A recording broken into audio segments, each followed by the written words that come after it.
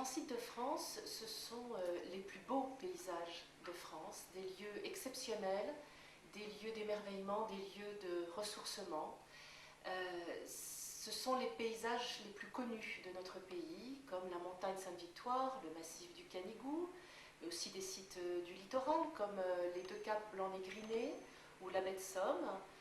ou également des lieux de l'intérieur, comme les gorges de l'Hérault, avec le superbe village de Saint-Guillain-le-Désert. Ils sont tous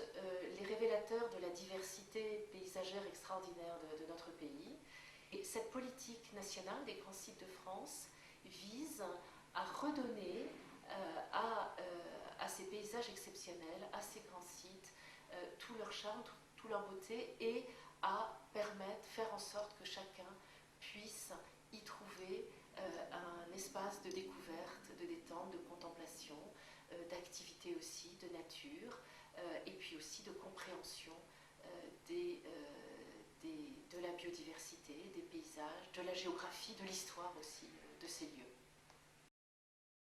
Lorsqu'un grand site a retrouvé cet équilibre entre la protection, la vie quotidienne des habitants et la très grande qualité d'accueil des visiteurs, alors il peut prétendre au label Grand Site de France, qui est un label qui est décerné par l'État, par le ministre chargé des sites. C'est un label qui n'est décerné que pour 6 ans, donc il faut au bout de 6 ans faire la preuve qu'on le mérite toujours. C'est un travail, ça mobilise des compétences, des savoir-faire particuliers. Le rôle du réseau, c'est de donner les outils à tous ceux qui sont en charge de ces grands sites de France, des outils d'échange, des outils qui permettent aux uns de s'appuyer sur l'expérience des autres, de se retrouver,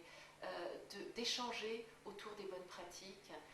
de ne pas réinventer de zéro des choses qui ont pu marcher ailleurs et au contraire d'éviter des écueils qu'ont pu rencontrer des collègues. Les grands sites de France ont besoin de soins, d'attention, de respect, bien sûr de la part des pouvoirs publics, mais pas seulement, aussi de leurs habitants et des visiteurs, de chacun d'entre nous, pour que longtemps encore, ils puissent nous émerveiller, nous subjuguer, nous intriguer.